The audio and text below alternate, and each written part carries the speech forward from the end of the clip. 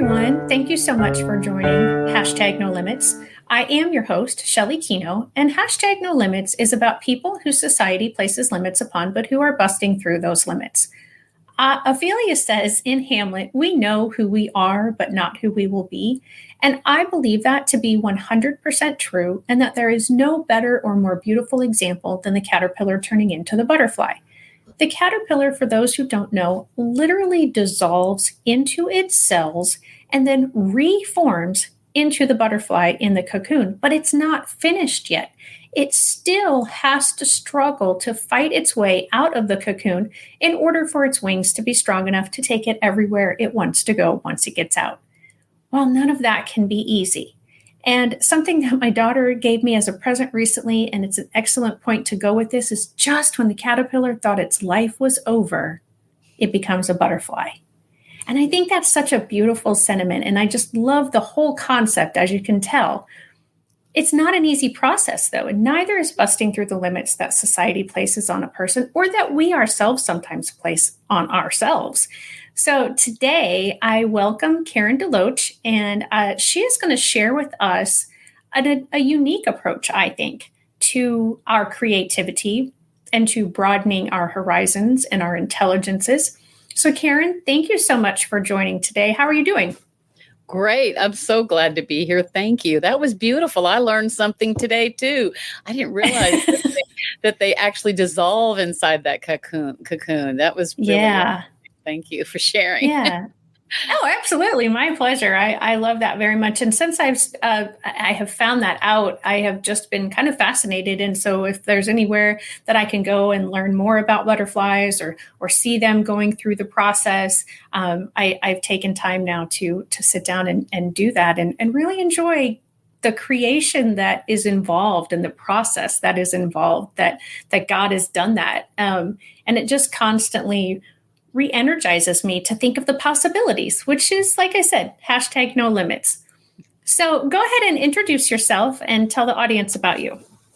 Well, thank you. Yes, I'm an artist, a lifetime artist, musician, actor, filmmaker, theater person, and basically a creativity specialist. I have taught art in all kinds of situations, including in college, using textbooks that I've written. I have a how to draw book, how to paint book, and art history appreciation. So it's definitely my passion, the arts, all kinds of arts. My husband and sons are all musicians. We are a very artsy family. So I didn't realize until the last few years the science behind the miraculous healing power of the arts as I saw it operationally in my own studio and with my own life and with my students' lives. I started studying to find out what's going on with our brains when we're doing arts. It turns out that, we're all creatives because our right brain is a creativity center and we all have it. And the best plan is for us to access both left brain and right brain hemispheres. So I ask people, what did you love when you were 5 and 6? What did you love to do? What were your favorite things that gave you joy? Because scientists are saying that 98% of 5 and 6-year-olds are creative geniuses, but only 2%. Oh, wow. But only 2% of adults. So what happens, in those decades between being 5 and 6 and being grown up? And so I wanted to find out, and what can we do to reignite that part of our brain? Because we all experienced these shutdowns the last few years that caused us to reevaluate how we educate ourselves and our children, how we communicate with each other, and really opened up kind of new ways. I know it did for me. It brought me online. I'm 70 years old. I had a whole lot of new things to learn to teach my classes online and my private classes online. But you know what? It's never too late, and you're never too old to utilize the right brain brilliance that is there for you. So some people suffering from brain fog or other kinds of disabling mental issues or emotional issues could benefit from engaging in more right brain activities. So just explaining a little bit the left brain. Now, I'm making it simplistic because I'm not a scientist at all. I'm an art person, okay? But the left brain is the side that has memorization and organization and is technology and orderly and has timeliness, okay? The right brain is intuitive, imaginative, inventive. It's more in touch with our deep soul places in our hearts and our spirits. And it's sensitive. It's engaged with our five senses in more direct ways. And it's also sensitive to the point of being easily damaged, easily wounded. It's sensitive. So when we're little and we have somebody telling us as we're belting songs out at the top of our lungs, you can't carry a tune, that's going to have an impact on us. We're going to hear those words in our little sensitive right brain because we were having such a good time and we got shut down. And maybe it's, oh, you can't dance or you can't draw. I had somebody tell me that when they were in kindergarten, they had their paper torn in half by the teacher because they colored outside the lines. Oh. Well, she said in third grade, and one of my classmates said, "Oh, you want to color with me?" And she said, "Oh, I can't color." I'm like, what? Oh. Shut down that part of her brain that significantly at an early age. And so we can look at our own lives as we say, okay, what did I love when I was 5 and 6? Are these things that I could develop in my life now? And I'm here to say, yes, you can. There's so much beauty left to be done and incredible legacy to be left engaging in all kinds of right brain activities. That's so interesting. And I find that really, what's the word I'm trying to say? Justifying, because I have met very few left-handed people in my lifetime, but the left-handed people that I know seemed to have more creative sides of them that would come out.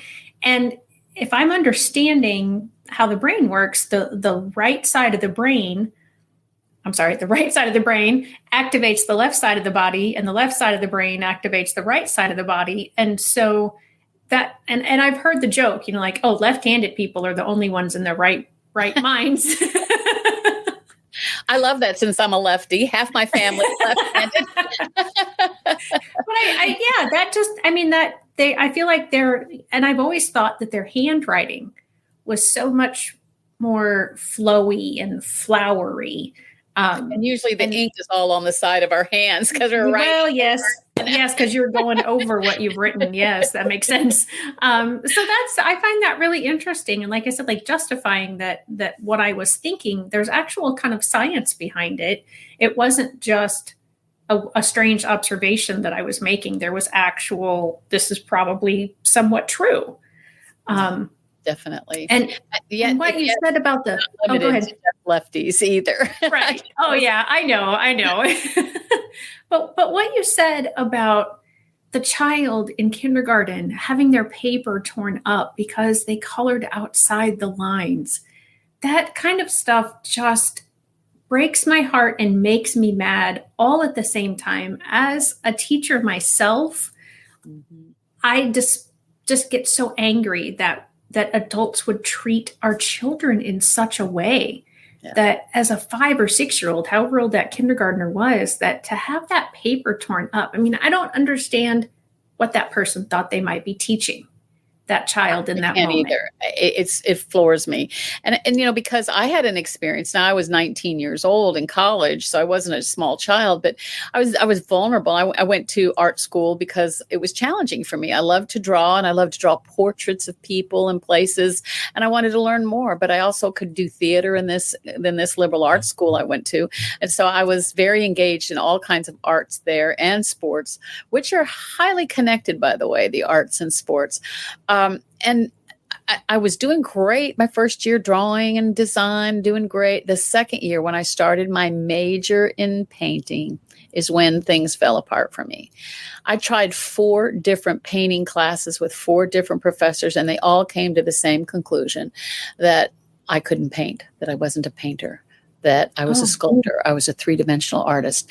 They used some of them four-letter words to describe my paintings.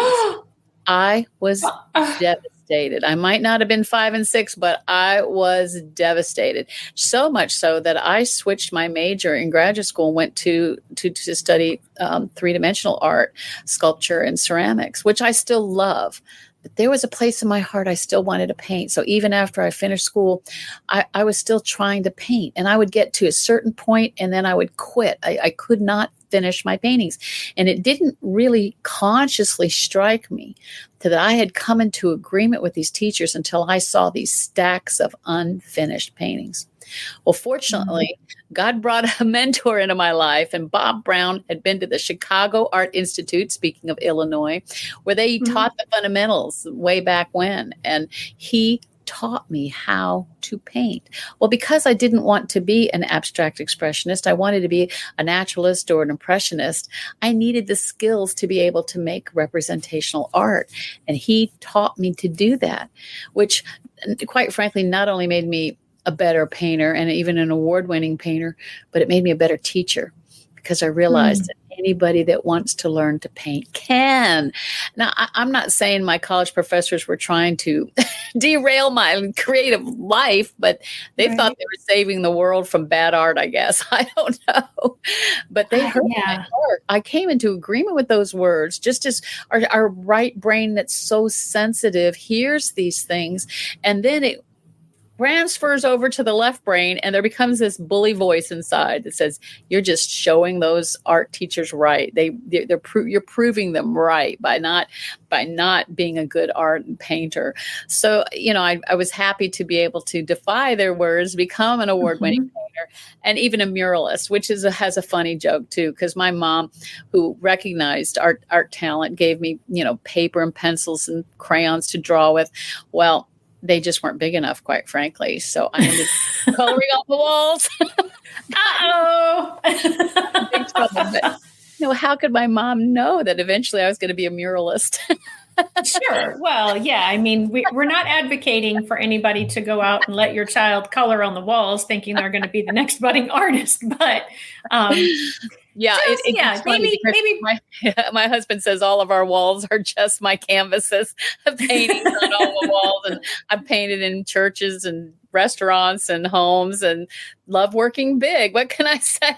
Well, there you go. Yeah, that's absolutely wonderful. But yes, we had my daughter and our niece were here at our home one time, and they decided that their paper was not big enough either, and started to color on the walls. And they didn't like that they had to clean it up afterwards. But I don't know about my niece, but I know my daughter still will get some of those adult coloring books, and she'll still use that as a creative outlet and a calming thing for her to do sometimes. And I'm really thankful that they make adult coloring books now, because I mean, in my early adult life, there was no such thing. And so, if you were going to color, you were going to colored little kids' books. And so it did sort of put the kibosh on whether or not you wanted to color, because you felt silly, coloring something. And I don't know, art was never my strong suit. But my husband is very creative, and our daughter is as well. And I used to have a classroom across from the art teacher. And I'm sorry, we shared a classroom. Her math classroom was across the hall from the art room. And she would be using the classroom when I was having my prep period. And so I would listen to the ways that she taught her junior high students. And I learned as an adult how to do certain things. And now I'm like, oh, okay, well, yeah, I do enjoy coloring again. And my husband does beautiful greeting cards with watercolors, and awesome. he draws, and he makes some of the most beautiful things. But he's also very analytical. I do think he tends to have a little of that balance a little bit better. He's organized, and I just think he has more of that balance. So one of the things that you mentioned when you introduced yourself was that creativity and art can help someone who finds himself with a new disabling condition, or even if they've been born with a disability or have gotten it, have it manifested itself earlier in life. Can you talk about some of the stories that you are aware of, that you've been a part of, and how they've developed? Yeah, these stories, as an art teacher, set me on the road to find the science, because it was so amazing to me to see how art heals.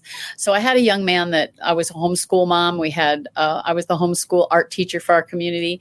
And this particular child had not only ADHD, but dyslexia, and was not thriving in his academics. He was discouraged. He was even depressed. He lost his sense of humor, and his mom just didn't know what else to do bring him to my studio. So I started him on drawing and painting, and he took to it like a duck to water. He loved doing sculpture and was getting very good at it. I would enter my students' work in youth art competitions. They would get ribbons and start winning competitions, which gave him the confidence he needed to really address those disabilities, because his mother was an expert at finding ways to work with his mental or brain dysfunctions. And he was able to graduate from high school with good grades, with lots of hope, and it was miraculous. And his family and I were all convinced that having a success in the arts gave him the confidence to address it. So that was an incredible victory. But that's not even the end of his story. So his last youth art competition, as he was graduating, he won not just first place, but best in the entire show, with a beautiful batik done in my studio. Then 2 months later, he contracted a brain infection, which gave him a stroke and paralyzed him on the right side of his body. Mm. He was in the hospital 4 months. They weren't even sure he would survive this severe infection. They had to take his skull and replace it with plastic. He had no speech. He couldn't walk. They were trying to do therapy to keep his right hand from curling into a ball. Talk about depression. Well, right. He got out of the hospital. He was able to drag himself with a walker, drag the right side of his body, and his mom brought him right back to my studio. I said, well, your left hand works. Let's just see what happens, and he learned to draw and paint and even write left-handed very quickly. Matter of fact, his neurosurgeon called me and he said, I've never called anybody's art teacher before. What are you doing with David? Because not only is he stronger with his weak hand than I am, and I'm a surgeon, but he is getting healing on the right side of his body. Wow. I was like, whoa, I'm just teaching him to draw and paint again, And he actually was able to recover his speech, recover walking, he can use his right hand. It's not completely paralyzed. It's not curled up. When you look at this young man now with his sense of humor, he's got a dry sense of humor. He's not in depression. He's living a life worth it and in joy with his family. And his neurosurgeon and his family are convinced that art helped bring healing to him. So it turns out we have these very plastic brains. So if one part gets damaged, other parts can come in and compensate. And if he already had, like your husband, those neural connections between right and left brain already happening, they stood him in good stead in this time of need. And so it just set me on this road. What is going on? Isn't this amazing? And then another story, a woman who was in the studio because her children were there, and I didn't make the moms stay, but I encouraged them to try art. And she turned out to be so good with sculpture with her hands. She came to me one day and said, Karen, I've just been diagnosed with late stage breast cancer and given 6 months to live. Like, whoa, that's horrible.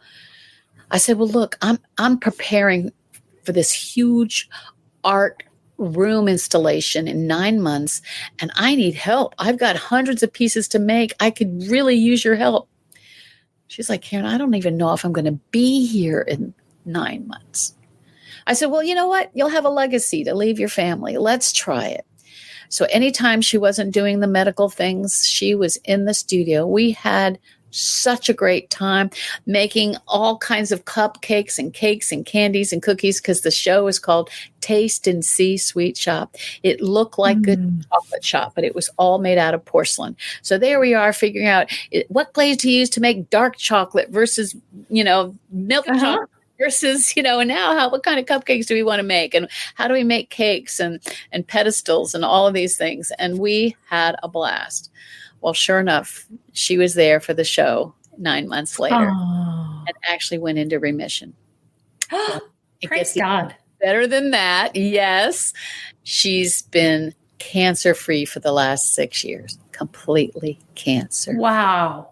Now she's convinced, and her family's convinced, that art saved her life. And it's an attitude of the heart and the mind, but she was using life-giving activity to keep her hand and her mind occupied. Because what happens is when you get into your right brain thinking, right brain activities, then time doesn't mean anything to you anymore. There's this flow. You hear it called the creative flow or getting in the flow. It's actually a real thing, because timeliness is a left brain skill, not a right brain skill. Right brain is just letting that creativity flow, and it creates these neural pathways between left brain, right brain. So the creator knew what he was doing when he gave us half of our brain devoted to creativity. We're made in his image. We are to be creative beings, even if we don't identify as artists or musicians or dancers or singers. You can still find ways to be creative. I have a 3-part pop-up podcast I've created that I'd love for your audience to access through www.getcreativewithkaren.com and register for that.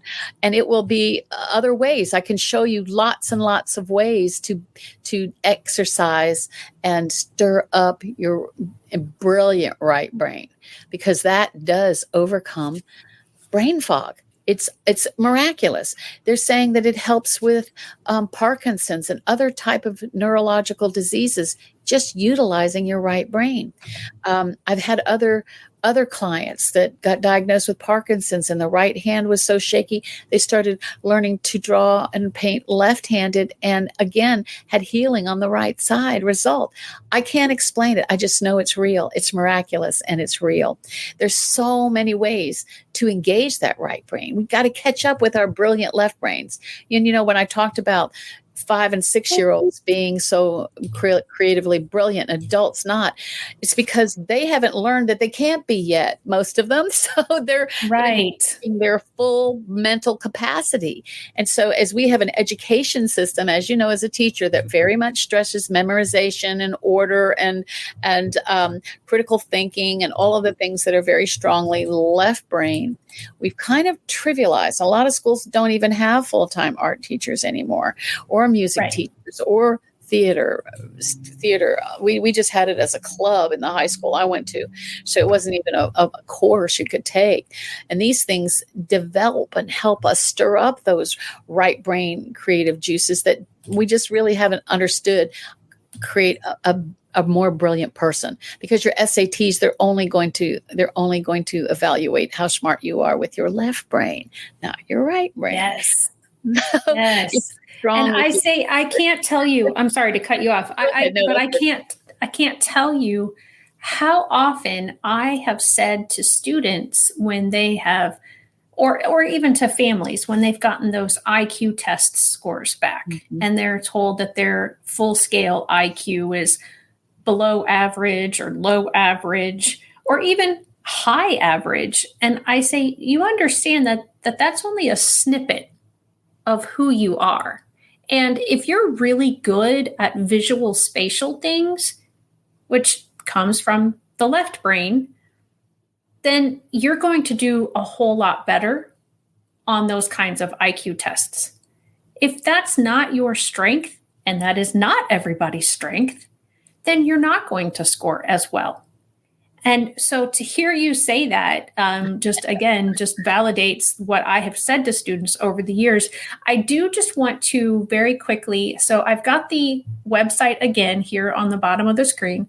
It is www.getcreativewithkaren, and Karen is typical spelling, I think, KAREN.com. Is there anything before I take this down off the screen that you want to talk about specifically on this page? All they have to do is go to this link and then just click on the yes, I want access. Yeah, and you'll register for it. You'll get some emails that'll tell you what to do next. But what I've done in this podcast is just give you other ways. Okay, you don't identify as an artist. Now what? How do I engage my right brain? I give you a whole list of ideas, but I want to share one, and this is on the first episode where I talk about taking a stroll. Now, I'm not talking about with your Fitbit watch, counting the steps, although those are good. I'm not talking about an aerobic opportunity. I'm talking about a stroll.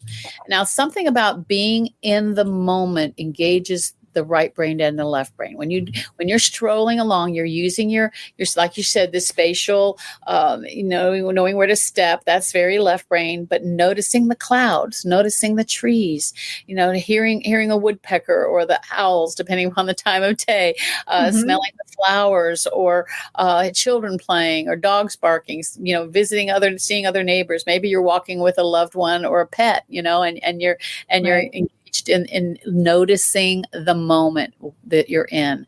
My husband and I have this habit every night that we're taking a walk and enjoying being each other, catching up with our day, seeing where the moon is. It was a full moon recently, just enjoying the colors of the moon, and just engaging in those moments. And even though I used to think, we're not being very aerobic because he didn't like to walk fast, I didn't even understand this was still doing us so much good. It's good for your brain. It's good for your body. It's good for your emotions to do that. And so we're playing catch up. Most of us, we haven't engaged in our right brain because we've been so focused on left brain. One of the things that, talking about the miraculous healing power of arts, I read one of the studies from Walter Reed Hospital, which is the foremost military hospital, I think, probably in the world. And they were struggling with a lot of their veterans coming back from having physical and emotional injuries, and they tended to them, and they did all the therapies, and they'd done a lot of work, but there was still not everybody getting well. And they decided one summer to do some special therapeutic courses with them. At the end of that summer, it was a huge success.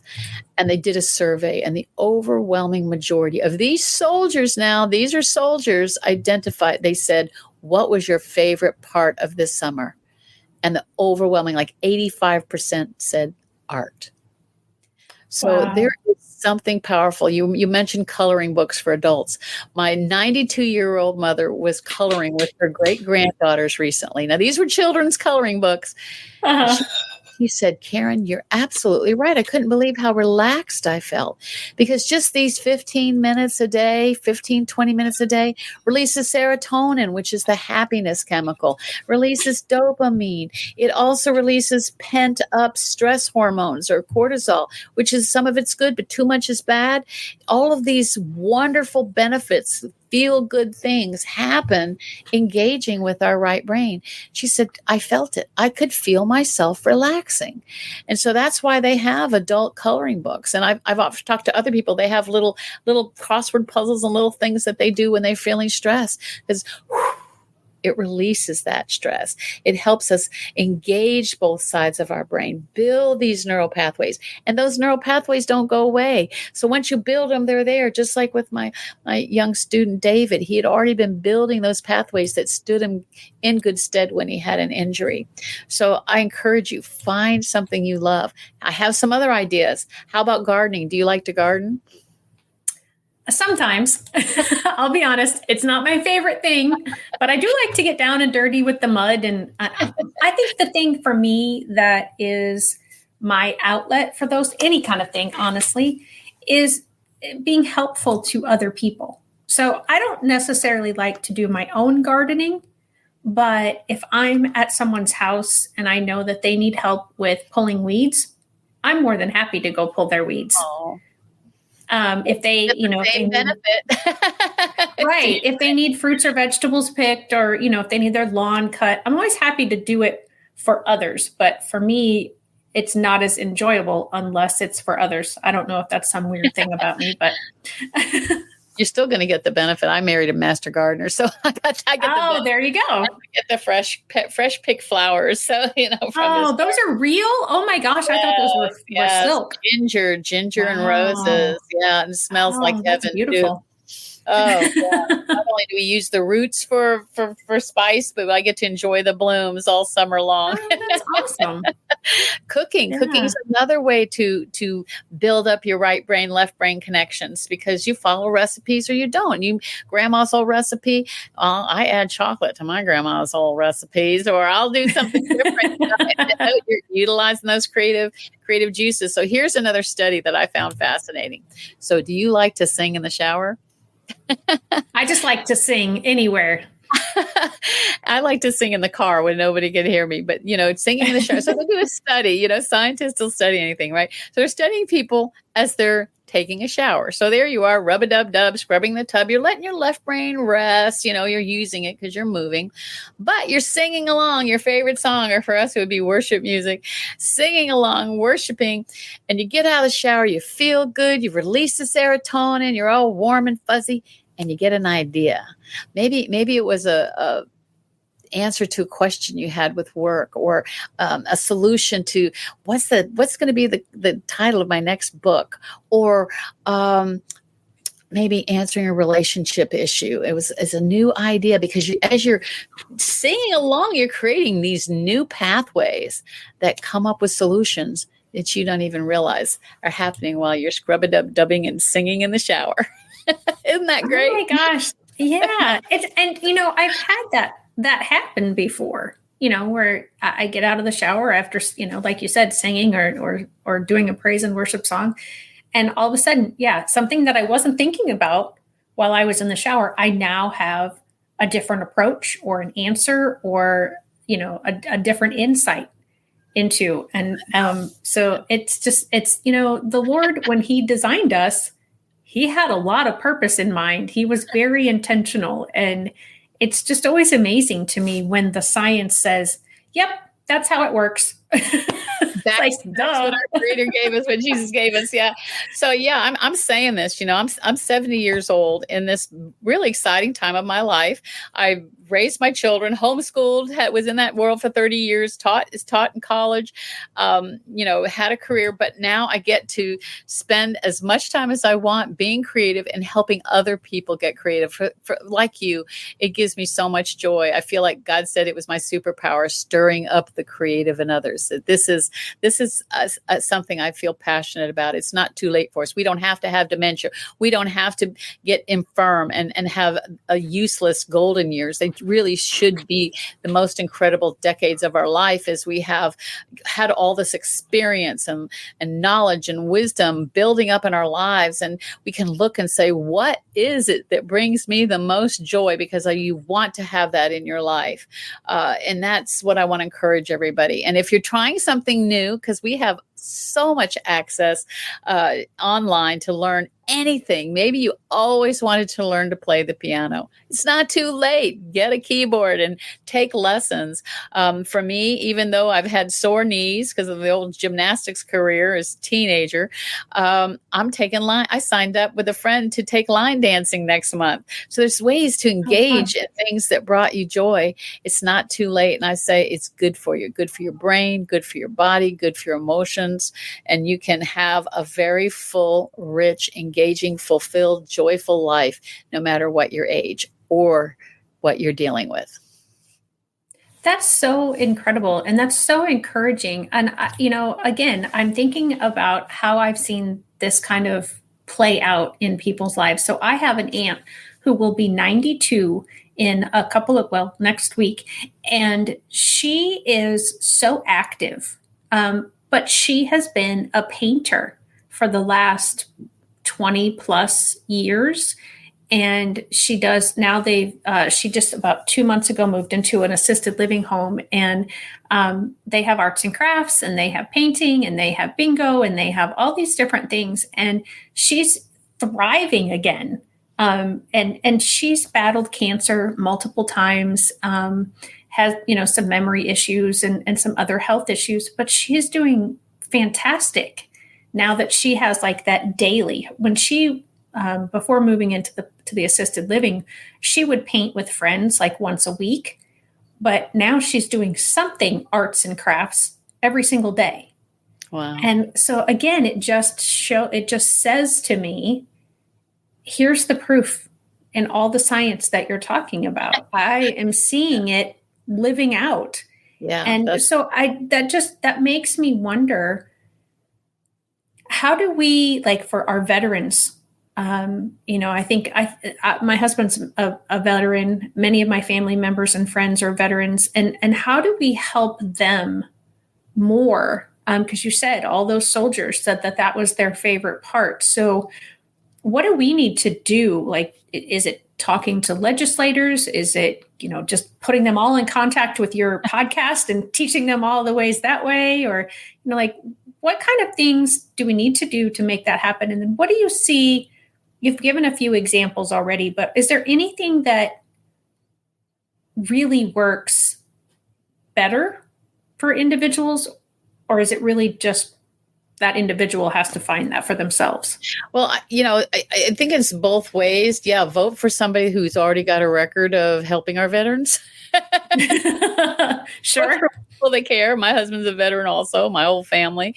But, as we were talking about really evaluating, what is it that brings you joy? What did you love when you were young? I mean, obviously, if you love to sing, you're not going to probably be singing for the Met right now, but at this point in life, but that doesn't mean you can't find joy in it. There's karaoke places to sing, there's opportunities. I really found out singing worship songs in church that, no matter what they told me all my life, I can sing, I can learn to sing.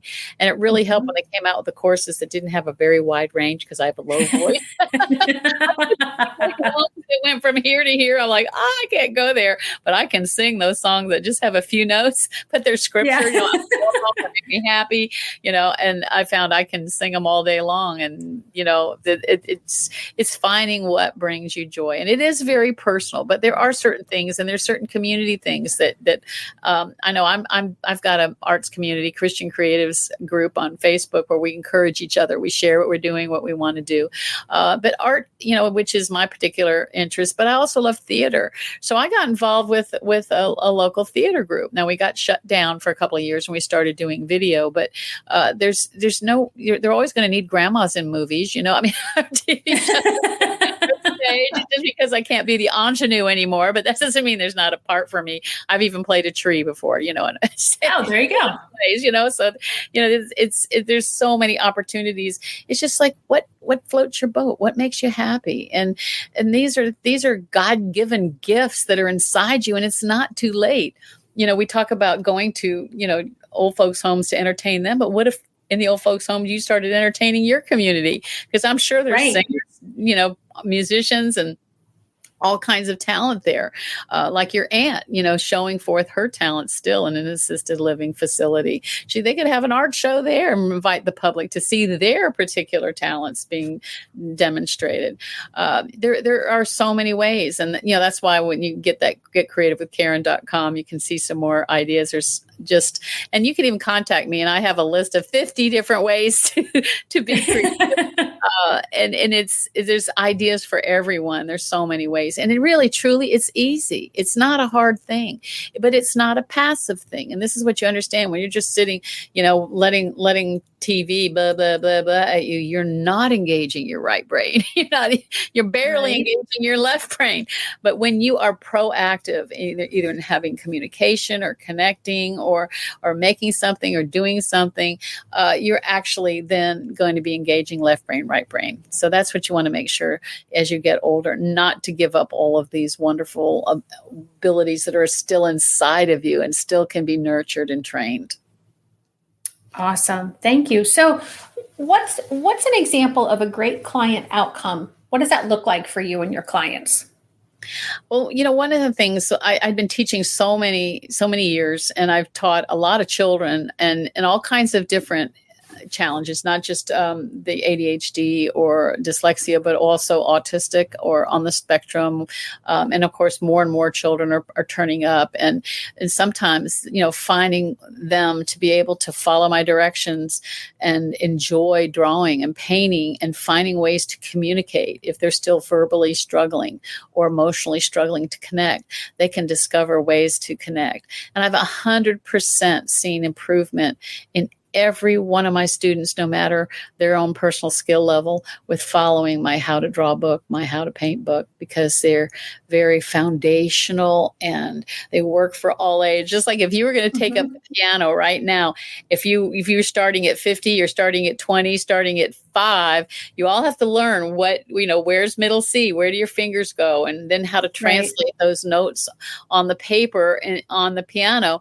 These are skills that you have to learn no matter what age you're learning. And so there's certain things you can learn to draw that are very foundational. And I'm teaching my great niece who's 7, from the same book I was using in my college classes, because they're the same techniques and they work for all ages. And, I call myself a practicing artist because we always feel like we're practicing, we're trying to get better and better, right? And that's true for not just art, but music and dance. And, it's amazing the number of hours that get put into people that my sons are musicians, and they moved to Germany to be in bands and fell in love with beautiful German girls and stayed in Germany and had little grandbabies. So I have to travel a long way to go to see my little grandbaby. But they found a way to be expressive and find expression with music that touches people's hearts. And, we've long understood that there's something about music that goes deeper than our brain. It goes deeper into our soul because it's coming through the right brain. And as I've thought about the sensitivity of the right brain, there's a scripture in Hebrews where it talks about if you are obedient, that Christ will manifest himself to you. And that word means express himself in one or more of our 5 senses. So there is a right brain connection with the spirit that is supernatural. And I feel like as you develop and purposefully engage in right brain strengthening activities or stirring it up, even just joyful, fun things, you're actually making yourself more sensitive to the manifestation of God in your life. Oh, wow. That's beautiful. I did not know that the word manifest meant that he would share himself with you in one of our 5 senses, but that's really beautiful to think about. It's powerful. It's very powerful. And it you think about how many times in the scripture that the musicians went to the foreground, they led the battle, that they were up front. And even when they went around with the clay pots that had the light underneath, they broke the clay pot. Some artist had to make all those clay pots. Now, as a potter, I can tell you, somebody spent a lot of time making thousands. That's true. Little lamp covers for that lamp to be shown forth. But who thinks about that? Or that the very first time that the scripture mentions someone filled with the Holy Spirit was Bezalel, who was going to be the designer for Solomon's temple. So he was given an anointing from Holy Spirit. So there is an anointing upon the creative life that I think is because we're created in the image of our Creator, and he anoints when we do that, and it gives him joy when we do that. My father was a career Marine, and when he retired, I got the privilege of teaching him how to paint and draw. Well, so the last about 10, 12 years of his life, he painted and drew, and he would give them to us framed and everything for Christmas presents or birthday presents. And I tell you, for my sister and I, you couldn't give me an amount of money to have those paintings, talk about leaving a legacy. He touched just seeing them makes me think about my dad. And they wouldn't go in a gallery, but they go on my walls. They go on my, where we Right. enjoy that kind of legacy. Another story, my grandmother, who came from Norway, knitted. And knitting is another creative activity. So everybody be talking, and there she is knitting away, and she would knit us all booties. And she would just use the most garish colors. I mean, I don't know, fuchsia and yellow and gold. And as children, they were like, oh, what are we going to do? These funky, booties. But I tell you, she lived to be 96 making those booties. And we still asked each other, have you still got any moo booties? We fill holes in them. So, and now I have them. They don't even have the same color on both feet. But I tell you what, every winter they're precious to me, those booties, right, that my grandmother knit. So, these are really fun ways to pass on the gifts to the next generation too. Yeah, absolutely. So I want to make sure, I'm going to pop, let's see, which one of these do I want to pop up? So it's kind of all jumbled together, and I'm sorry about that. But so the ways that people can find you, you're on LinkedIn, and you're on Facebook, you're on Instagram, and then we have your getcreativewithkaren.com for your podcast. And then I do want to very quickly pop up your website again, which is Karen DeLoach Art. And am I saying your last name correctly? You perfect. Yeah. Okay. And so it's like, again, I said Karen is what I consider typical spelling, Karen.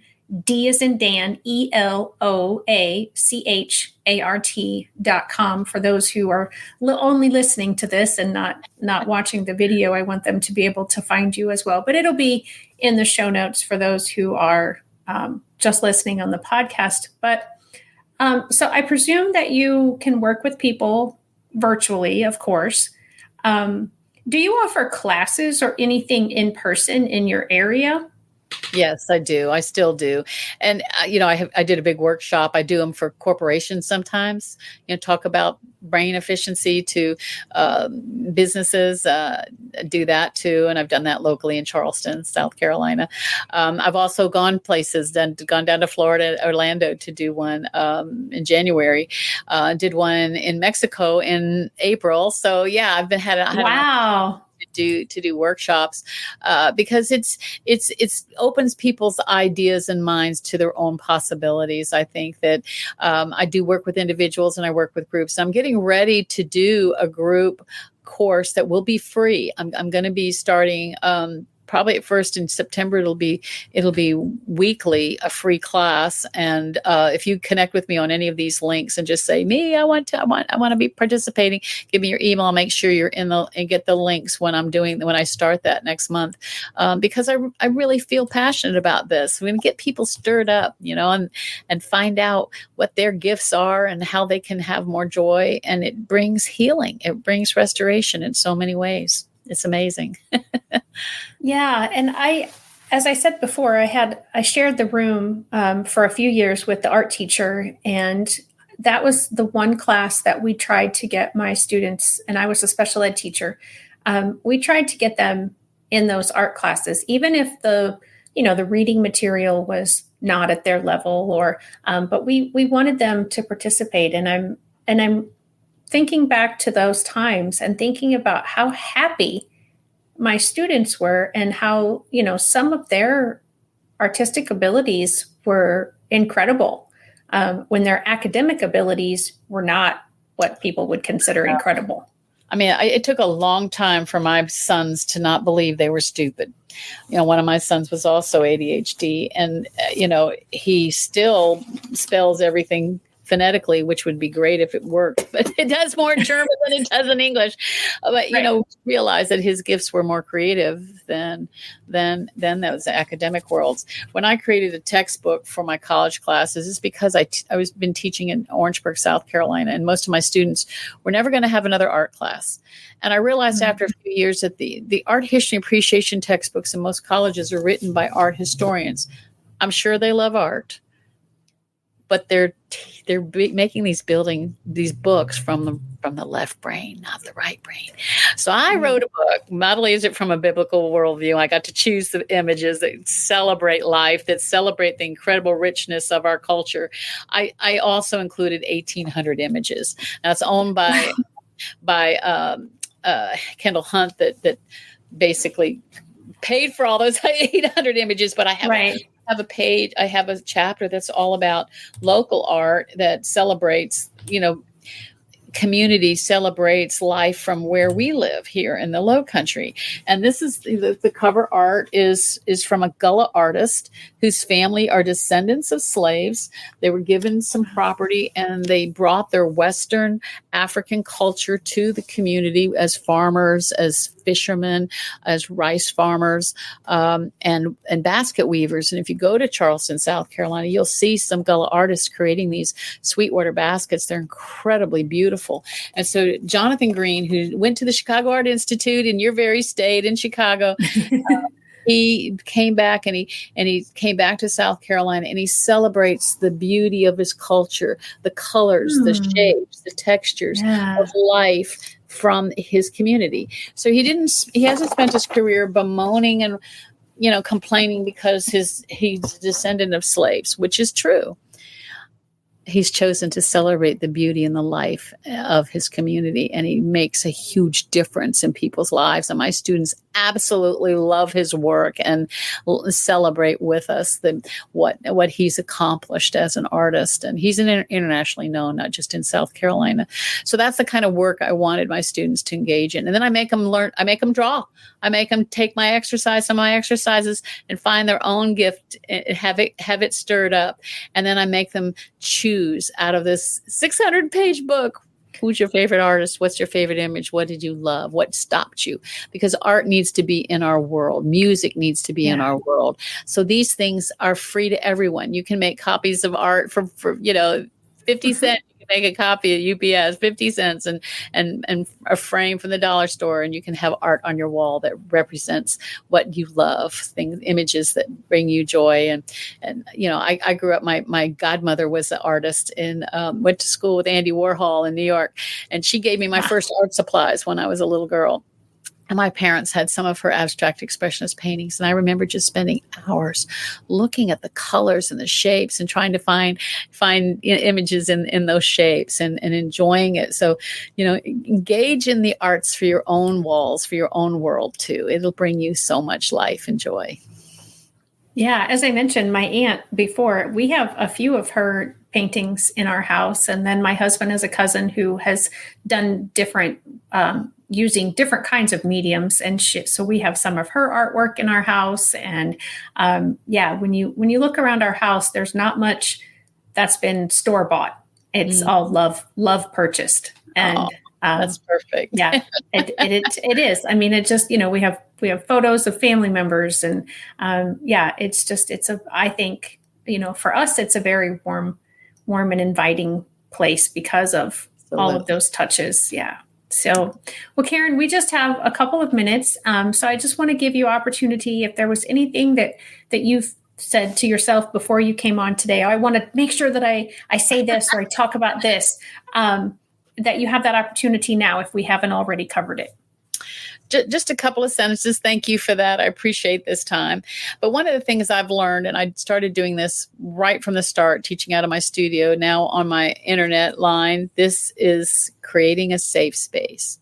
So this has to be a no criticism zone. Absolutely no negativity and criticism allowed. Of course, criticism comes from the left brain, which shuts down the right brain. So you want to be able to get into that right brain by not letting that left brain bully tuck you out of it.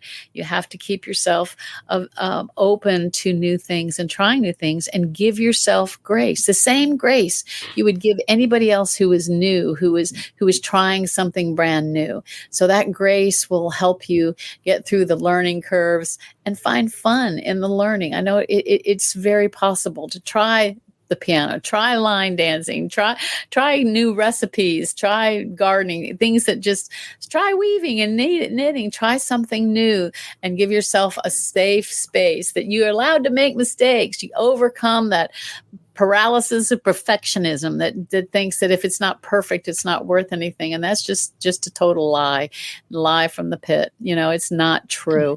You get the same benefits in your brain, whether it's wonderful or not.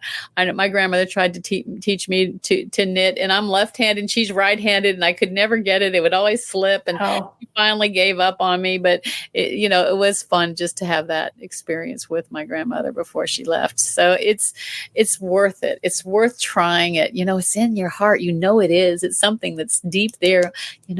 Is it too late for me? It's not too late for you. Just create a safe, no criticism zone and get yourself having more fun. Thank you very much. That's a tough lesson for me to learn, is that it doesn't have to be perfect. Cake decorating is the one thing that I did. And now, unfortunately, my hands, I just don't have the right strength anymore. But I did. I wanted every little dot, every little flower, every little whatever, to be absolutely perfect. And thankfully, the Lord has given me the ability I've learned how. I am a right-handed person, but I've learned how to do other things left-handed. And I do write some left-handed, but I am typically a right-handed person. But during my cake decorating class, there was someone in the class who was left-handed and was having a very similar problem to what you mentioned with your grandmother. And our instructor was like, I just don't know how to help you.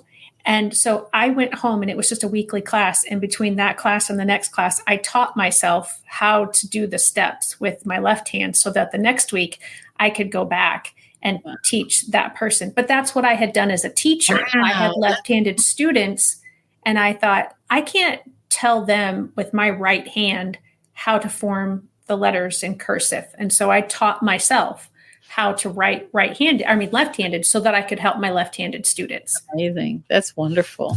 Yeah. When we all had computers that had mouse with the cords, we had it set up for the half of the family that's right-handed. And I taught my sons that are left-handed along with me, we're going to learn how to use the mouse with our right hands.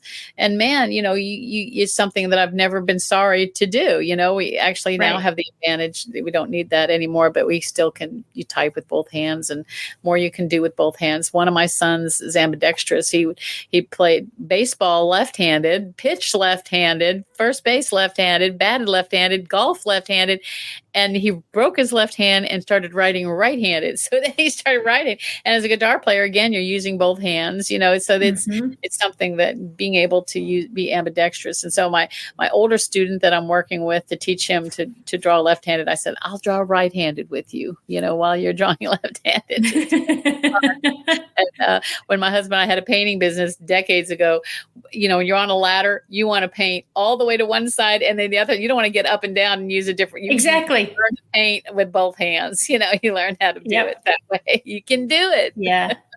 Yeah. You just have to give yourself that, like you said, give yourself that grace and not worry that it's perfect every single time. We have to learn. We have to make mistakes. And I know we're almost out of time, but I know I don't know what it's called, but there is, I believe it's in Japan, where when a bowl or something gets broken, they don't try to hide that break. They will inlay it with some like gold something to put it back together, but they don't try to buff out where the break was. They highlight that. And I have learned from that to acknowledge my mistakes and if necessary, highlight them, because that is part of who I am and part of what makes our whole world beautiful. Mm-hmm.